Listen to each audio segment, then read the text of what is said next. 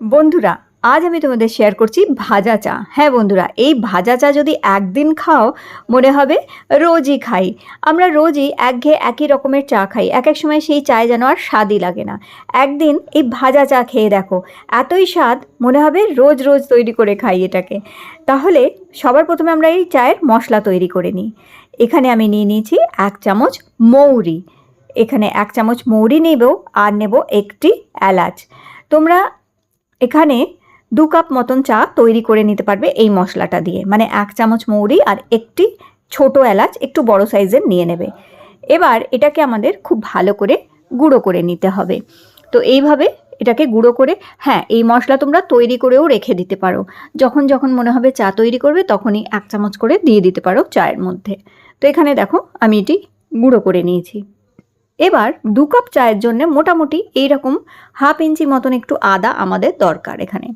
তো এখানে দেখো আদাটা আমি চাইলে থেতো করে নিতে পারতাম, কিন্তু থেতো করে নিলে আদার সেই স্বাদটা অথবা সেই রকম স্বাদ আসে না। তো এই আদাটা একটু ছেঁচে নিলে এই আদার স্বাদ অনেক বেশি ভালো আসবে। তাই এই গ্রেটারে আমি একটু গ্রেট করে নিচ্ছি আদাটা। আর যদি তোমাদের কাছে গ্রেটার না থাকে তাহলে থেতো করেও নিতে পারো আদাটাকে। তো এখানে আমাদের মশলা দেখো রেডি হয়ে গেছে।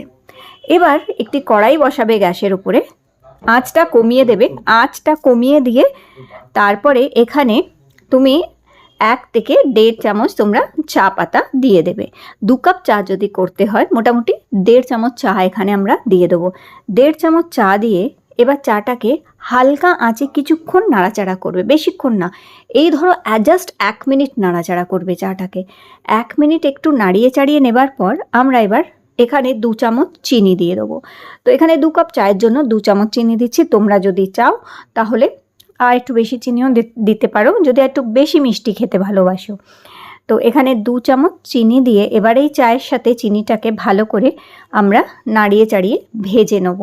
তো যখন চিনিটাকে এর সাথে নাড়াবে চাড়াবে দেখবে চিনিটা আস্তে আস্তে গলতে আরম্ভ হয়ে যাবে। আর চিনিটা গলতে গলতে চিনিটা একটু ক্যারামেলাইজ হয়ে যাবে, কালারটা একটু লালচে মতন হয়ে আসবে।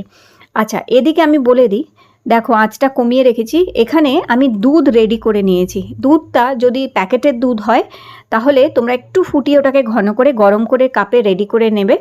আর চাইলে তোমরা পাউডার দুধও নিয়ে নিতে পারো। গরম জলে 3 চামচ মতন পাউডার দুধ নেবে, একটু ঘন দুধ নেবে, তাহলে এই দুধ চায়ের স্বাদ অনেক বেশি ভালো হবে। তো আমি দুধটা আগেই গরম করে কাপে রেখে নিয়েছি। তো যেই দুধই নাও সেটা যেন একটু গরম থাকে, দুধটা খেয়াল রেখো সেইভাবে। এবারে এদিকে দেখো চিনি কিন্তু গলতে আরম্ভ করে দিয়েছে। আঁচ একদম কমিয়ে রাখবে, আঁচ কিন্তু বাড়াবে না, আঁচ কমিয়ে রাখবে। এবার চিনি যেই দেখবে গলে গেছে সেই সময় এখানে আমরা মশলাগুলো দিয়ে দেবো। প্রথমে আদাটা দিয়ে দেবো আর তারপর 1 চামচ আমি এখানে ওই মশলাটাও দিয়ে দিলাম। এবার আমরা এই মশলার সাথে চাটাকে ভালো করে নাড়িয়ে চাড়িয়ে একটু ভাজবো কিছুক্ষণ। ভাজতে ভাজতেই তোমরা দেখবে এখানে রং ছাড়তে আরম্ভ করে দিয়েছে। এই দেখো এখানে লালচে রং ছাড়তে আরম্ভ হয়ে গেছে। তো মোটামুটি এরকম যখন লালচে রং ছাড়তে আরম্ভ হবে আর দেখবে চিনিটা পুরোপুরি গুলে গেছে আর চায়ের সাথে মিশে গেছে একদম এরকমভাবে, তো এই সময় আমাদের এবার ঢেলে দিতে হবে সেই গরম দুধ। তো দুধ আগে থেকে একটু গরম করে রাখবে, সেই দুধ এখানে তোমরা ঢেলে দেবে। তো এখানে আমি যেটা হচ্ছে 1 কাপ, বড় কাপের 1 কাপ দুধ এখানে দিয়ে দিয়েছি। আর যেহেতু আমি চা ছোট 2 কাপে তৈরি করব তাই বড় 1 কাপ দুধ আমি এখানে দিয়ে দিয়েছি। এখানে কোনো জল আমি দিচ্ছি না, এখানে শুধু দুধ দিয়েই এটা তৈরি করছি। তোমরা যদি চাও যে এতটা ঘন খাবে না দুধ দিয়ে তাহলে তোমরা হাফ হাফ দিতে পারো, 1 কাপ দুধ আর 1 কাপ জলও এখানে ব্যবহার করতে পারো। তবে শুধু দুধ দিয়ে যদি এটা তৈরি করতে পারো এটা অসাধারণ লাগবে খেতে তোমাদের। তো এবার দুধটা দেওয়ার পরে আস্তে আস্তে এটাকে নাড়িয়ে চাড়িয়ে ভালো করে মিশিয়ে নেবে। আর তারপর এটা দেখো ফুটতে আরম্ভ করবে এইভাবে। তো এরকমভাবে মাঝামাঝি আঁচের মধ্যে 2 বার কিংবা 3 বার এরকমভাবে ফুট উঠতে দেবে চাটাকে।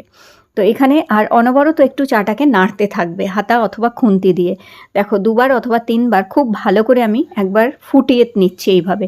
গ্যাসটা একটু বাড়াবে, যেই ফুটে উঠবে আবার একটু কমিয়ে দেবে, আবার ওকে ফুটতে দেবে। এরকমভাবে 3 বার এরকম করার পরে ব্যাস রেডি হয়ে গেল আমাদের ভাজা চা। হ্যাঁ বন্ধুরা, এই চায়ের স্বাদ কিন্তু দুর্দান্ত হয়। তোমরা চাইলে এটা কড়াইয়ে করতে পারো, ফ্রাইং প্যানেও করতে পারো, অথবা চায়ের সসপ্যানেও তোমরা এই চা কিন্তু তৈরি করতে পারো। এর কালার দেখো কি অসাধারণ রংটা এসছে, অদ্ভুত সুন্দর রং হয় এর।